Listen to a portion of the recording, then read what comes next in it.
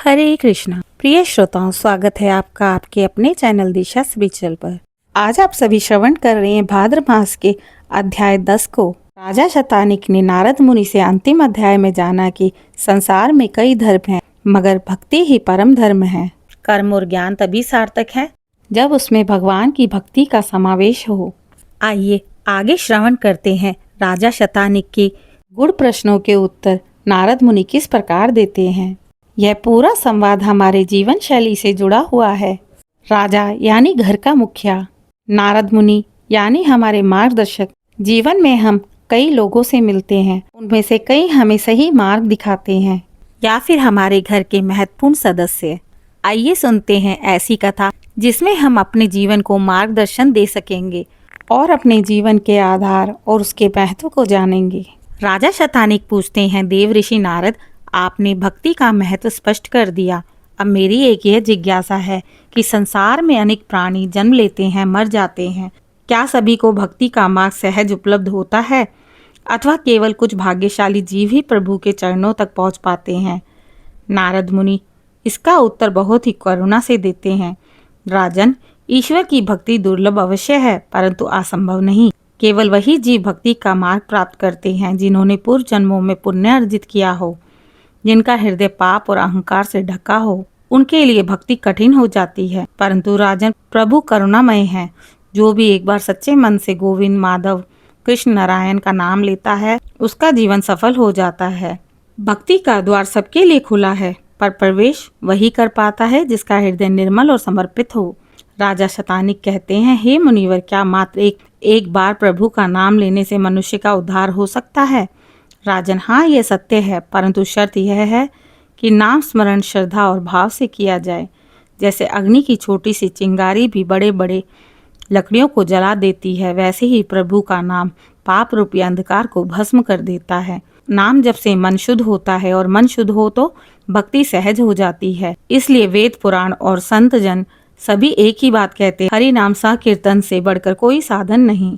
देवऋषि, आपके वचनों से मेरे हृदय में भक्ति का बीज अंकुरित हो गया है। अब मैं प्रण करता हूँ, प्रत्येक दिन प्रभु का नाम जपूंगा और प्रजा को भी यही मार्ग दिखाऊंगा। हे देवऋषि नारद, आपने नाम जप का महत्व सुनाकर मेरे हृदय को आनंदित कर दिया, पर मेरी एक और जिज्ञासा है। जो मनुष्य इस संसार में भक्ति के मार्ग पर नहीं चलता, धर्म का पालन नहीं करता और पापों से लिप्त रहता है, उसका क्या होता है? संसार में जो जीव धर्म मार्ग से विमुख होता है, वे पाप मोह में फंसकर पुनः पुनः जन्म मरण के चक्र में पड़ जाता है। ऐसा व्यक्ति ना सुख पाता है ना शांति, उसकी आत्मा भटकती रहती है। लेकिन हे राजन, यदि अंतिम क्षण में भी वह गोविंद का नाम ले ले तो प्रभु की कृपा से उसका उद्धार संभव है। इतना महान है भगवान का नाम। परंतु जो मनुष्य अहंकार वश प्रभु को नकारते हैं, उनका जीवन व्यर्थ हो जाता है। हे मुनिवर, तो क्या मृत्यु के समय स्मरण ही मोक्ष का कारण बनता है?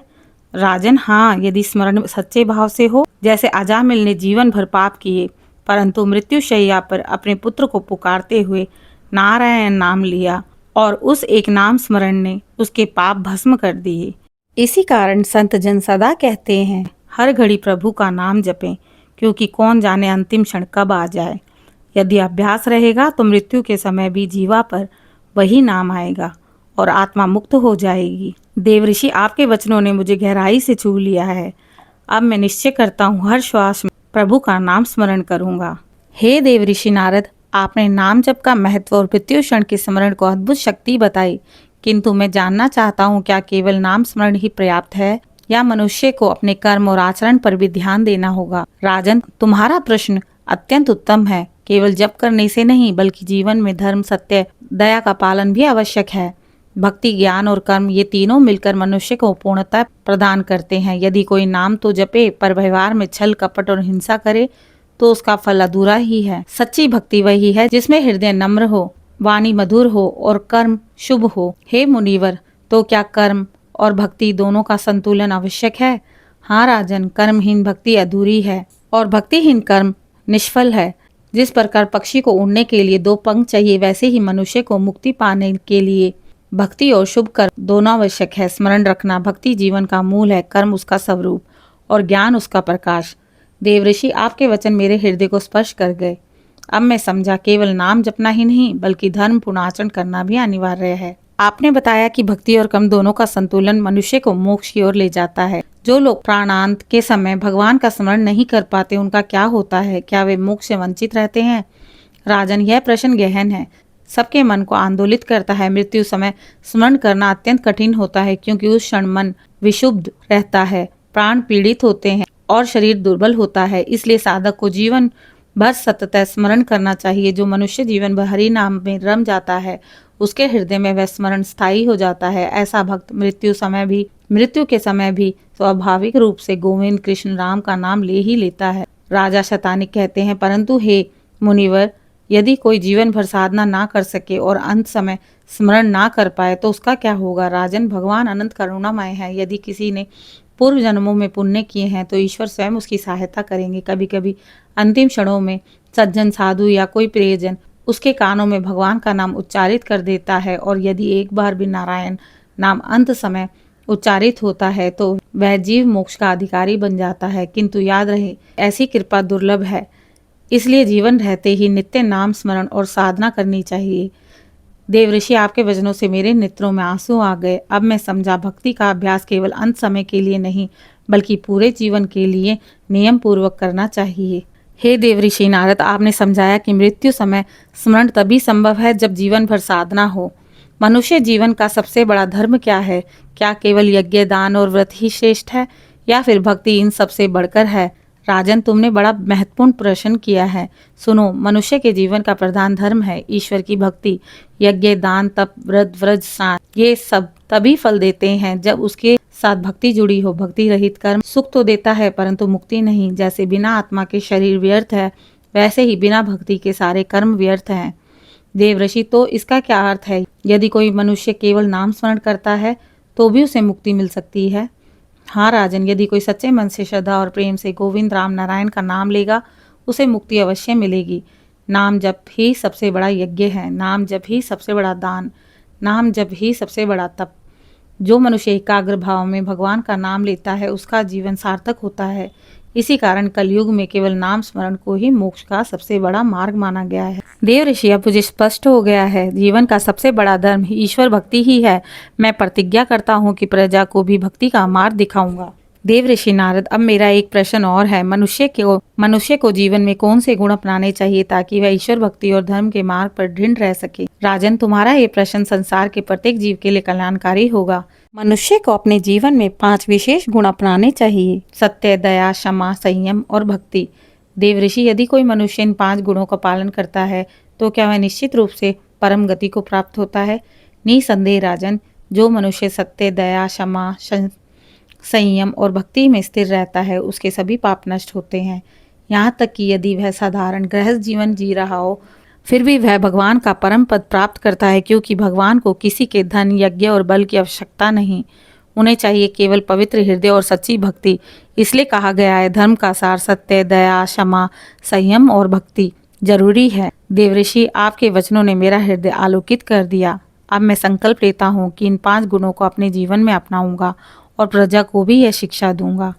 देवऋषि नारद, एक प्रश्न मेरे मन में यह है कि जब मनुष्य अपने पापों में फंस जाता है तो क्या उसके उद्धार का मार्ग शेष रह जाता है?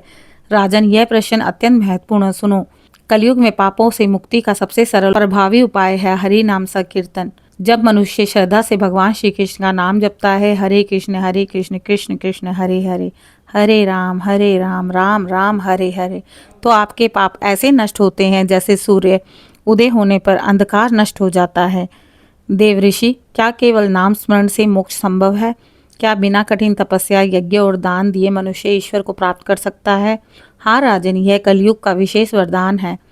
द्वापर में यज्ञ से, त्रेता में बड़े हवन और अनुष्ठान से, सत्य युग में तपस्या से मोक्ष की प्राप्ति होती थी, परंतु कलयुग में केवल भगवान के नाम स्मरण से ही मनुष्य सब बंधनों से मुक्त हो जाता है, क्योंकि नाम ही स्वयं भगवान का स्वरूप है। नाम और नामी में कोई भेद नहीं। देवऋषि, आपके वचनों से मेरा मन पूर्ण शांति और विश्वास से भर गया। देवऋषि नारद, आपने हरिनाम संकीर्तन का महान महत्व बताया, किंतु एक और प्रश्न मेरे हृदय में है। मनुष्य जब भक्ति पथ पर चलता है तो उसे सबसे बड़ा सहारा कौन सा लेना चाहिए? क्या केवल नाम जप पर्याप्त है या फिर सत्संग और गुरु का शरण भी आवश्यक है? राजन, बहुत सुंदर प्रश्न किया आपने। नाम जप तो है ही, परंतु साधक को स्थिर करने के लिए सत्संग और सदगुरु की शरण अनिवार्य है। जैसे एक बच्चा माता पिता के मार्गदर्शन में सुरक्षित रहता है, वैसे ही जीव सदगुरु और संतों की छत्र छाया में भक्ति पथ पर दृढ़ रहते हैं। सत्संग में विवेक जागृत होता है, अज्ञान दूर होता है और मनुष्य धर्म, अर्थ, काम और मोक्ष चारों पुरुषार्थों का सही मार्ग समझ पाता है। देवऋषि, कभी कभी देखा जाता है कि लोग सत्संग सुनते हैं परंतु आचरण नहीं करते, इससे क्या लाभ होगा?